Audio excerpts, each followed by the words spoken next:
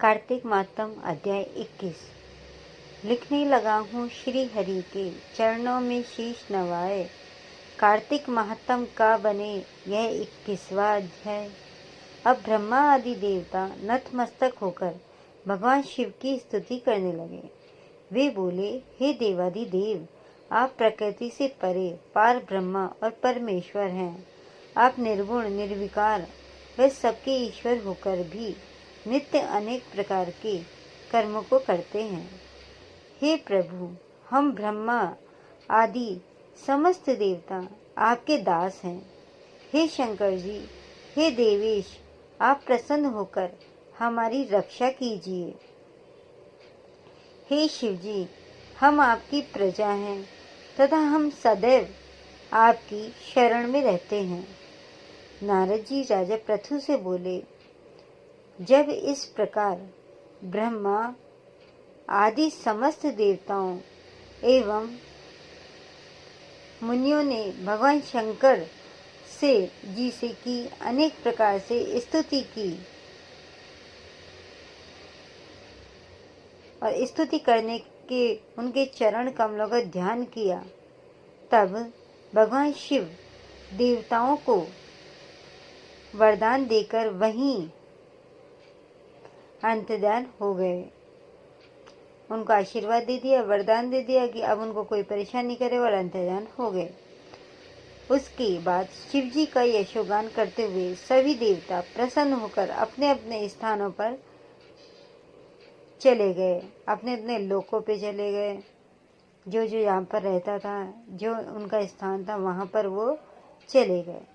भगवान शंकर के साथ सागर पुत्र जलंधर का युद्ध चरित्र पुण्य प्रदान करने वाला है तथा समस्त पापों को नष्ट करने वाला है। यह सभी सुखदायक और शिव को भी आनंददायक है। इन दोनों आख्यानों को पढ़ने व सुनने वाला सुखों को भोगकर अंत में अमर हो जाता है और वैकुंठ को प्राप्त होता है। जय श्री कृष्ण दोस्तों, यह था 21 कार्तिक मास का 21वां अध्याय।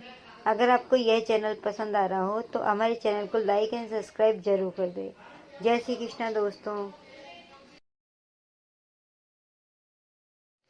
कार्तिक मातम अध्याय 22वें अध्याय की जब लिखने लगा हूँ बात, श्री प्रभु प्रेरणा प्राप्त कर कमल आ गई हाथ। राजा पृथु ने नारद जी से पूछा, हे देवर्षि, कृपा आप अब मुझे यह बताइए कि वृंदा को मोहित करके विष्णु जी ने क्या किया और फिर वह कहाँ गए। जब देवता स्तुति कर मौन हो गए, तब शंकर जी ने सब देवताओं से कहा, हे ब्रह्मादिक देवताओं, जलंधर तो मेरा ही अंश था, उसे मैंने तुम्हारे लिए नहीं मारा, यह मेरी सांसारिक लीला थी। फिर भी आप लोग सत्य कहिए कि इससे आप सुखी हुए या नहीं। प्रश्न पूछ रहे हैं भगवान कि सुखी हुए हो कि नहीं हुए हो। तब ब्रह्मादिक देवताओं के नेत्र हर्ष से खिल गए और उन्होंने शिव जी को प्रणाम किया और प्रणाम करने के बाद विष्णु जी को वह सब वृतांत कह सुनाया जो उन्होंने बड़े प्रयत्न से वृंदा को मोहित किया था तथा वह अग्नि में प्रवेश कर गई थी। वह अग्नि में प्रवेश कर परम गति को प्राप्त हुई थी। देवताओं ने यह भी कहा कि तभी से वृंदा की सुंदरता पर मोहित होकर विष्णु उनके चिता की राख लपेटकर इधर उधर घूमते हैं। अतएव आप उन्हें समझाइए, क्योंकि यह सारा चराचर आपके अधीन है। क्यों ऐसे घूमते रहेंगे तो ये पूरा चराचर तो आपके अधीन है। उन्हें समझाइए कैसे पार पड़ेगी। उन्होंने ऐसे कहा। देवताओं से यह सारा वृतांत सुन शंकर जी ने उन्हें अपनी माया समझाई और कहा कि उसी से मोहित विष्णु भी काम के वश में हो गए हैं, परंतु महादेवी उमा, त्रिदेवों की जननी, सबसे परे वह मूल प्रकृति परम मनोहर और वही गिरजा भी कहलाती है। अतएव विष्णु का मोह दूर करने के लिए आप सब उनके शरण में जाइए। शंकर जी की आज्ञा से सब देवता मूल प्रकृति को प्रसन्न करने चले। उनके स्थान पर पहुंचकर उनकी बड़ी स्तुति की, प्रार्थना करी, उनको मनाया। तब यह आकाशवाणी हुई कि हे देवताओं, मैं ही 3 प्रकार से, तीनों गुणों से पृथक होकर स्थित, सत्य गुण से गौरा, रजोगुण से लक्ष्मी और तमोगुण से ज्योति रूप हूँ। अतएव अब आप लोग मेरी रक्षा के लिए उन देवियों के पास जाओ। उन्होंने आदेश दिया कि आप उन देवियों के पास जाओ, वो ही तुम्हें बताएंगे, तो वे तुम्हारे मनोरथों को पूर्ण कर देंगी। यह सब सुनकर देवता भगवती की वाक्य का आदर करते हुए गौरी, लक्ष्मी और सरस्वती को प्रणाम करने लगे। सब देवताओं ने भक्ति पूर्वक उन सब देवियों की प्रार्थना की, मतलब प्रेम भाव से भक्ति पूर्वक और मन लगाकर उन देवताओं ने देवियों की प्रार्थना करी, तीनों देवियों की। उस स्तुति से तीनों देवियां प्रकट हो गई। सभी देवताओं ने खुश होकर निवेदन किया।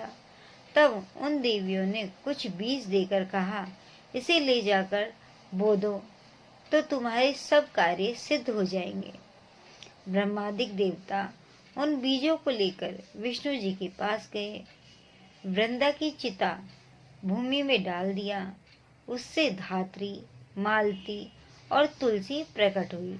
यानी 3 प्रकार के ये पौधे प्रकट हुए, जिनका नाम था धात्री, मातृ और मालती और तुलसी।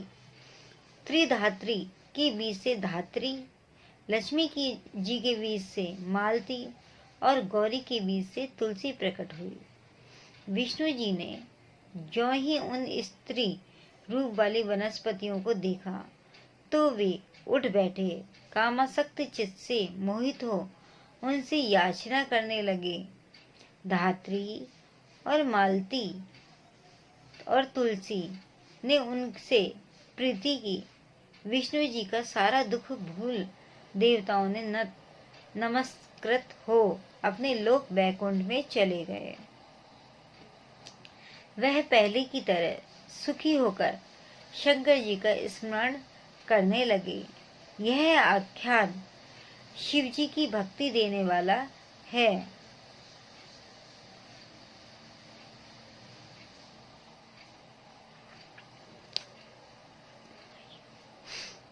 इस प्रकार 22वां अध्याय समाप्त होता है।